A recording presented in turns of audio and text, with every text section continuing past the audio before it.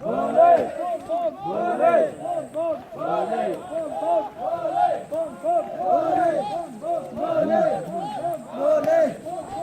यही चैंटिंग आपको सबसे ज़्यादा हेल्प करने वाली है यहाँ, और कुछ नहीं। बोले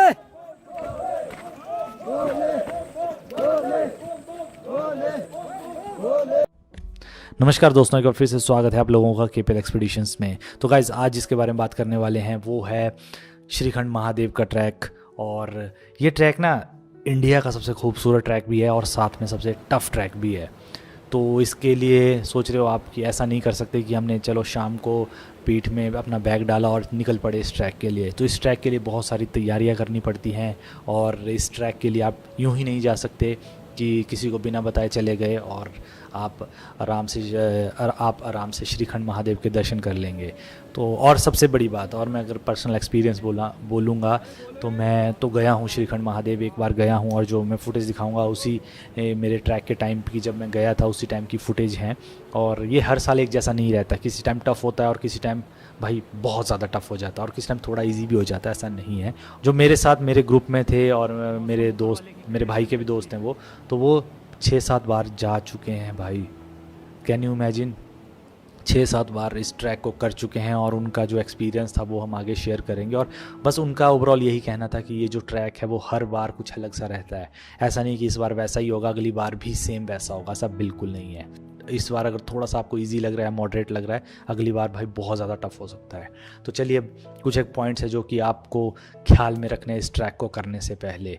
तो जितनी भी आपको ये खूबसूरती दिखाई देगी वो इसी ट्रैक के रिलेटेड होगी और ऐसा डेंजरस भी हो सकता है जो आप देख रहे हैं। तो सबसे पहला पॉइंट कि भाई ये पड़ता कहाँ है, इसकी लोकेशन क्या है इस ट्रैक की। तो हिमाचल प्रदेश में पड़ता है ये, डिस्ट्रिक्ट कुल्लू में।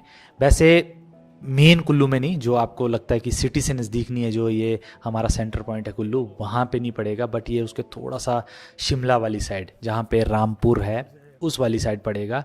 तो इसीलिए पड़ता पर ये कुल्लू डिस्ट्रिक्ट में ही है और बट आपको उसके लिए रामपुर होके ही जाना पड़ेगा। तो इधर आप शिमला से भी जा सकते हैं, इसके लिए आप कुल्लू डिस्ट्रिक्ट में भी आ सकते हो, कुल्लू के थ्रू भी जा सकते हो। और आप मंडी के ऑट से टूवर्ड जिभी होके जलोड़ी पास होके रामपुर उतर के फिर आप इसके थ्रू जाऊं विलेज जा सकते हो। गाइस देखो, बस में आना है तो भी आप आ सकते हो। इधर को अगर मैं कुल्लू वाली साइड बोलूँ तो टिल ऑट तक आप बस में आ सकते हो, उसके बाद वहाँ से आपको टैक्सी करनी पड़ेगी, या फिर आप इवन रामपुर तक भी बस में आ सकते हो और वहाँ से भी जाऊं विलेज तक भी बस में आ सकते हो। बट वो ना टाइम टू टाइम चलेंगी, ऐसा नहीं कि जब मर्जी चलेंगी। बट ऑट विलेज तक आपको चंडीगढ़ से अगर आप आ रहे हैं या दिल्ली से आ रहे हैं तो आप आराम से आ सकते हैं, रात के टाइम पे आएँ ताकि आप सुबह ऑट पहुंच सकें या फिर रामपुर पहुंच सकें या फिर शिमला पहुंच सकें। उसके बाद आप अपनी जितनी भी बसेज हैं चेंज करेंगे टूवर्ड जाऊं विलेज। तो जो स्टार्टिंग पॉइंट है इस ट्रैक का वो जाऊं विलेज है, जहां से आपको ये ट्रैक स्टार्ट करना है। तो आप टैक्सी से भी आ सकते हैं, बस से भी आ सकते हैं, बट अगर आप 4-5 लोग हैं तो आप एक टैक्सी हायर कर सकते हैं। उसमें आपको ज़्यादा प्रॉब्लम नहीं आएगी टैक्सी में, वो आपको कभी भी मीन्स किसी भी घड़ी या किसी भी टाइम पर छोड़ सकता है जाऊं विलेज तक। और रही बात बस की, तो वो एक टाइम शेड्यूल पे बंधी होती हैं, तो आपको उसके अकॉर्डिंग अपनी यात्रा स्टार्ट करनी पड़ेगी। और यहाँ पे बता दूँ सबसे अफोर्डेबल कैसा रहेगा, तो वो आपको बस के थ्रू रहेगा। तो अगर आपका बजट कम है तो आप बस के थ्रू ही आएँ।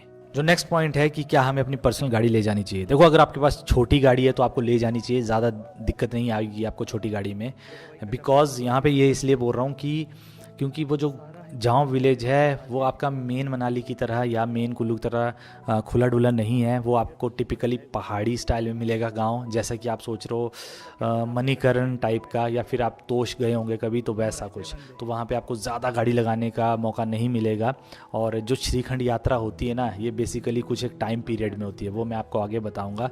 तो उस टाइम क्या होता है, बहुत ज़्यादा भीड़ होती है और जिसके कारण पार्किंग की सुविधा थोड़ी कम मिलेगी। ऐसा नहीं कि आपको नहीं मिलेगी, तभी बोल रहा हूँ अगर आपका छोटी गाड़ियाँ होंगी तो आप उनको ले जाएं, वो ज़्यादा बेटर रहेगा एज़ कम्पेयर टू बड़ी।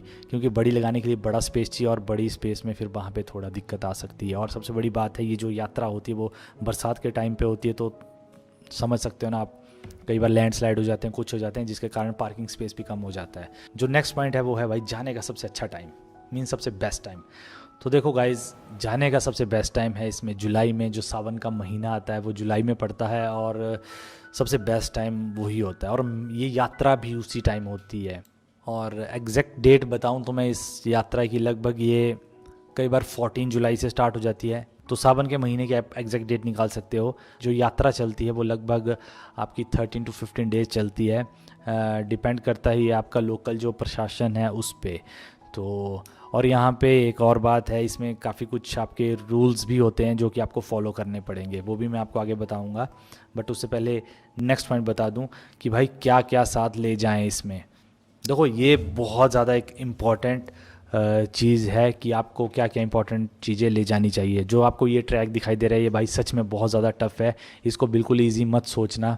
पार्वती बाग से लेकर जो आपका श्रीखंड महादेव का लास्ट पॉइंट है वो सबसे ज़्यादा टफ़ है, तो इसीलिए यहाँ पे पूरा ध्यान रखना। और इसीलिए सबसे इम्पॉर्टेंट जो चीज़ है वो मेरे अकॉर्डिंग है ऑक्सीजन सिलेंडर। हो सके तो आप छोटा सा ऑक्सीजन सिलेंडर ले जा सकते हैं, जो कि 500-600 में बाज़ार में मिल जाता है, और वो शायद आपकी जान भी बचा दे। हर साल पता नहीं कितने लोग यहाँ पे मर जाते हैं, तो यहाँ पे मैं डरा नहीं रहा हूँ यार, एक रियल जो बात है ना भाई वो बता रहा हूँ। तो इसीलिए बोल रहा हूँ, अगर आपके पास ऑक्सीजन सिलेंडर है तो वो आप ले जाएं तो ज़्यादा बेटर रहेगा। उसकी ज़रूरत कभी भी पड़ सकती है, ऐसा नहीं कि आप फिज़िकली फ़िट हों भाई, बीच में तो कभी तबीयत ख़राब हो सकती है, तो वो आपकी जान बचा सकती है। ये एक सबसे इम्पॉर्टेंट बात है। बाकी आप मेरे डिस्क्रिप्शन में सारे वीडियोज़ हैं श्रीखंड महादेव से रिलेटेड, तो आप उनको देख सकते हैं, तो आपको उनसे बहुत हेल्प मिल जाएगी, तो उनको चेक कर सकते हैं। और पूरा अगर मैं एक मैप बता दूं कि किस तरह आप जा सकते हैं, तो जो सबसे पहला गांव आता है वो जांव विलेज है, और जो नेक्स्ट पॉइंट होगा वो सिंगाड़ होगा, जहां पे आपकी रजिस्ट्रेशन होगी। बिल्कुल सही सुने आप, रजिस्ट्रेशन। तो उसका मेथड बताऊंगा मैं आपको कि कैसे कर सकते हैं आप रजिस्ट्रेशन। और जो उसके नेक्स्ट जो पॉइंट है वो है थाचड़ू, जो कि आपका लगभग 12 किलोमीटर का डिस्टेंस होगा। उसके बाद आएगा काली टॉप, क्योंकि जो थाचड़ू तक है ना वो बिल्कुल खड़ी चढ़ाई, और इसको खड़ी डंडी चढ़ाई भी बोलते हैं, यहाँ पे आप काफ़ी थकोगे। और उसके बाद है भीमद्वार, पार्वती बाग, और जो सबसे खूबसूरत एरिया वो पार्वती बाग का है, तो यहाँ बैठ के आप मस्त चिल रहना। और उसके बाद आपका जो सबसे टफेस्ट पार्ट है 5 किलोमीटर से 7 किलोमीटर का स्ट्रेच, वो है श्रीखंड महादेव का। तो ये आपको बहुत ध्यान से चढ़ना है। यहाँ पर मैक्सिमम लोग चोट खा लेते हैं, चाहे वो आपके एंकल ट्विस्ट हो जाते हैं, पाँव में लग जाती है, हाथ मुड़ जाते हैं, भाई यहाँ गिरते भी हैं लोग। तो इसीलिए ये वाला पॉइंट बड़े ध्यान से चढ़ना है आप।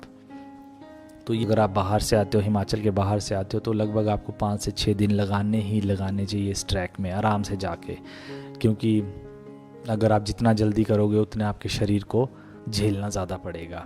जो नेक्स्ट पॉइंट है वो है भाई एज, कि कौन सी एज वाले जा सकते हैं, बच्चे जा सकते हैं, बूढ़े जा सकते हैं या फिर नहीं। तो देखो यार, जो इनकी गवर्नमेंट उस पर ऑफिशियली वो है, तो आप 18 साल से छोटे और 60 साल से बड़े उम्र के व्यक्ति नहीं जा सकते हैं इस यात्रा पे। ये मैं नहीं कह रहा हूँ, जो इनकी गवर्नमेंट वेबसाइट है श्रीखंड यात्रा वाले की, आप भी चेक कर सकते हैं। तो वहाँ पे ये साफ अक्षरों में लिखा है कि भाई 18 साल से कम तथा 60 साल से अधिक उम्र के व्यक्तियों को यात्रा करना मना है, और बाकी सब कर सकते हैं। बट यहाँ पे भी एक फैक्टर है, जब आप रजिस्ट्रेशन करोगे उसके बाद होगा आपका मेडिकल चेकअप, तो वो सबसे ज़्यादा इंपॉर्टेंट है। अगर मेडिकल चेकअप में आप क्लियर हो जाते हैं तो आपको ये यात्रा करने दी जाएंगी, अदरवाइज़ आपको नहीं दी जाएगी ऑब्वियसली यार। और उसका ये रीज़न सीधा है कि भाई अगर आप फिट नहीं होंगे तो यहाँ पे हर साल पता नहीं कितने लोगों की डेथ हो जाती है, ये भी एक सच है। तो यहाँ पे मैं डरा नहीं रहा हूँ, पहले की तरह बोल रहा हूँ, मुझे आपके मन में कोई भय नहीं पैदा करना है, क्योंकि रक्षा करने वाला ऊपर वाला है। बट फिर भी एक आपको इस प्रोसेस के थ्रू जानना पड़ेगा। और वैसे अभी क्या हुआ, अभी तो अप्रैल स्टार्ट हुआ, तो आप अप्रैल मई जून 3 महीने आप अपने आप को कसरत कीजिए, अच्छा खाएं, फिट हो जाएं, और इस यात्रा को आप आराम से कर पाएंगे, ये ऐसा मेरा विश्वास है। ये है कि आप ऐसा मत करना कि आपका लाइफस्टाइल बहुत ख़राब है और उसके बाद आप सीधा उठ के चल पड़े श्रीखंड महादेव यात्रा करने के लिए, तो वो फिर आपको अलाउ नहीं किया जाएगा। और जो इसकी फ़ीस होती है वो 200 रुपये रजिस्ट्रेशन होती है, चाहे आप वहाँ जाके करवाएं या फिर पहले। तो पहले करवाने का फ़ायदा ये होता है कि वहाँ पे आपको लाइनों में खड़ा नहीं रहना पड़ेगा, आप सीधा अपना रजिस्ट्रेशन फॉर्म ले जा सकते हैं और अपना जो मेडिकल चेकअप है सीधा करवा दिया और निकल गए टूवर्ड श्रीखंड महादेव यात्रा करने के लिए। यहाँ पे कुछ और भी दिक्कतें आ सकती हैं, जैसा कि मान लीजिए जो ये यात्रा है बता दिया मैंने, लगभग जुलाई में स्टार्ट होती है और जुलाई में होता है मानसून का सीज़न हिमाचल में भयंकर वाला, तो वो उसके कारण से कई बार ये वाला जो आपका यात्रा है वो भी रुक सकती है, रुकावट आ सकती है और उसके कारण आपको ऊपर जाने नहीं दिया जा सकता, ऐसा भी हो सकता है। बट जिस टाइम हम गए थे होपफुली उस टाइम बारिश हुई, खुल के बारिश हुई, बट ऐसा नहीं हुआ कि हमें जाने नहीं दिया गया। हम पहुंच चुके थे, उसके बाद ज़्यादा बारिश हुई और उसके बाद रोक दी गई थी ये यात्रा। भाई दिस इज़ डे फोर्थ। तो सोचा था 4 बजे निकलेंगे, बट यहाँ बारिश हो रही है बहुत भयंकर। तो अभी पहुँचना हमें हर हर महादेव ऊपर यहाँ से दिख रहे हैं। तो श्रद्धालु लोग भी जा रहे हैं, तो बारिश तगड़ी हो रही तो इसलिए गिम्बल तो निकाल नहीं सकता, बट ये ट्राई करूँगा कि इस तरह ही बनाऊँ। तो मैं दिखाऊंगा आपको पीछे कहाँ पहुँचना है हमें। तो ये हो सकता है, ये आपकी किस्मत पे डिपेंड है। ज़रूरी नहीं कि आप अगर इस साल जाओगे तो श्रीखंड महादेव की यात्रा करोगे ही करोगे या कंप्लीट करोगे। तो इसीलिए आपको ऑनलाइन रजिस्ट्रेशन ज़रूरी है। और यहाँ पे काफ़ी लोगों का शायद ये भी सवाल उठता होगा कि भाई क्या हम ये यात्रा पहले कर सकते हैं? देखो करते हैं, काफ़ी लोग करते हैं ये यात्रा, जो आपकी इस टाइम पीरियड के पहले भी करते हैं, बाद में भी करते हैं। बट यहाँ पे बोल दूँ उस टाइम फिर प्रशासन की कोई ज़्यादा सरदर्दी नहीं होती है कि इन केस आपको कुछ हो जाए तो वहाँ से आपको हेल्प नहीं मिलेगी। मान लीजिए आप अगर इन जो एग्जैक्ट टाइम दिया है गवर्नमेंट ने कि इसमें आप यात्रा करें, आपके साथ कुछ हो जाता है, आपकी तबीयत ख़राब हो जाती है, तो आपको गवर्नमेंट सपोर्ट मिलता है। बट अगर इन केस आप पहले या बाद में जाते हैं तो भाई गवर्नमेंट से उल्टे केस भी हो जाते हैं आप पे, ये याद रखना। तो इसीलिए अगर आप फिट हैं तो ही ऐसा रिस्क लें, अदरवाइज़ मेरे ख्याल से तो आप उसी टाइम फ्रेज में जाएं। और यहाँ पे एक और बात बता दूँ, अभी जैसे अप्रैल चल रहा है और अभी तक बारिशें चली हैं हिमाचल में, भाई बहुत ठंड है अभी भी हमें जैकेट्स पहन के रखी हैं। आई डोंट नो आपके शहरों में कहाँ कहाँ आपने जैकेट्स पहनी है अभी, बट अभी हिमाचल के कुल्लू में, चाहे वो शिमला हो, कुल्लू हो, किन्नौर हो और लाहौल हो, इन इलाकों में तो भाई कड़ाके की ठंड है अभी भी। इसीलिए इसके कारण मुझे ऐसा लगता है कि इस बार 2023 में ट्रैक थोड़ा सा आसान भी हो सकता है और ज़्यादा टफ भी हो सकता है। अगर ग्लेशियर, क्योंकि इस बार बारिश ज़्यादा है और टेम्परेचर कम रहेगा, जिसके कारण ग्लेशियर्स नहीं पिघलेंगे। और जो पत्थर वाला ट्रैक है सबसे लास्ट में, जो पार्वती बाग से लेकर श्रीखंड महादेव तक, वो शायद थोड़ा सा आपके लिए ईजी हो सकता है। तो फिंगर क्रॉस्ड कि आपकी यात्रा जो है वो सही रहे, जो हमारा ये वीडियो देख रहा है। और जाने से पहले एक लास्ट इम्पॉर्टेंट पॉइंट कि भाई आपके कपड़े कैसे होने चाहिए, आपके पास जो ये शूज़ होने चाहिए वो कैसे होने चाहिए। देखो कपड़े ज़्यादा मोटे मत डालना, मोटे मतलब आपने 3 जैकेट डाल दी, 4 जैकेट डाल दी। आप जितना ज़्यादा वेट अपने पे रखोगे उतना ट्रैक करना मुश्किल हो जाएगा। हो सकें तो लेयर वाले कपड़े पहने, पतले कपड़े पहने और ज़्यादा डालें, वो ज़्यादा बढ़िया है। जैसे आपने 3-4 लेयर डाल दी, पतली पतली इनर डाला, उसके बाहर आपने फुल स्लीव टी शर्ट डाली, उसके बाद आपने पतली सी स्वेटर डाली, उसके बाद एक पतली सी जैकेट, और उसके बाहर आप रेन कोट भी डाल सकते हैं, क्योंकि रेन कोट तो भाई बहुत ज़्यादा ज़रूरी है इस ट्रैक के लिए। जैसे एक ऑक्सीजन ट्रैक के लिए ज़रूरी है, एक सिलेंडर रख सकते हैं जो कि 200 ग्राम का होता है, और वैसे ही रेन कोट बहुत ज़्यादा ज़रूरी है। क्योंकि 99% आपके जब आपका ट्रैक होगा ये जुलाई में, उस टाइम बर्फ़, उस टाइम आपका स्नो होगा ही होगा, उस टाइम आपकी रेन फॉल होगा ही होगा, और शायद श्रीखंड के टॉप में स्नोफॉल भी हो सकता है। तो इसीलिए आपके पास ये चीज़ होनी चाहिए। और साथ में शूज़, भाई अगर आपको ये ट्रैक काफ़ी अच्छा रखना है बिना अपने पाँव को तुड़वाए, तो शूज़ आपके पास बहुत अच्छे होने चाहिए। हो सके तो ज़्यादा महंगे मत लेना कि महंगे के चक्कर में, क्योंकि मैंने बहुत सारे शूज़ लगा के देखे हैं भाई। हमारे यहाँ कुल्लू मनाली में तो मिल जाते हैं, जिसे हम गमबूट कहते हैं, बट वो होते हैं अंदर से भी ऊन वाले, और उनको वो इतने वाटर प्रूफ होते हैं कि उनमें से एक बूंद पानी नहीं जाती। सस्ते भी होते हैं, 500 के मिलते हैं। बट लोगों को लगता है कि केचुआ, वाइल्ड क्राफ्ट के शूज़ बहुत अच्छे होते हैं, बट अकॉर्डिंग टू मी उनमें पानी चला जाता है। बट फिर भी आप ले सकते हैं अपने कंफर्ट के अकॉर्डिंग। आप पहले भी ट्रैक कर चुके होंगे तो उसके अकॉर्डिंग ले सकते हैं। और अगर आपको और डिटेल चाहिए, कि पूरे ट्रैक वाइज डिटेल चाहिए, तो मैं डिस्क्रिप्शन में एक लिंक दे दूँगा अपनी ही वीडियो का, तो आप उसको देख सकते हैं और आपको वहाँ से काफ़ी इन्फॉर्मेशन मिल जाएगी। रही बात रजिस्ट्रेशन की, तो आप श्रीखंड यात्रा के जो ये वेबसाइट बताई मैंने, इसमें आप लगभग मई जून में इसका पंजीकरण स्टार्ट हो जाता है। तो गाइज़ होप कि आपको बहुत अच्छी लगी होगी आज की वीडियो, और जाने से पहले इस वीडियो को लाइक, शेयर और चैनल को सब्सक्राइब करना बिल्कुल ना भूलें।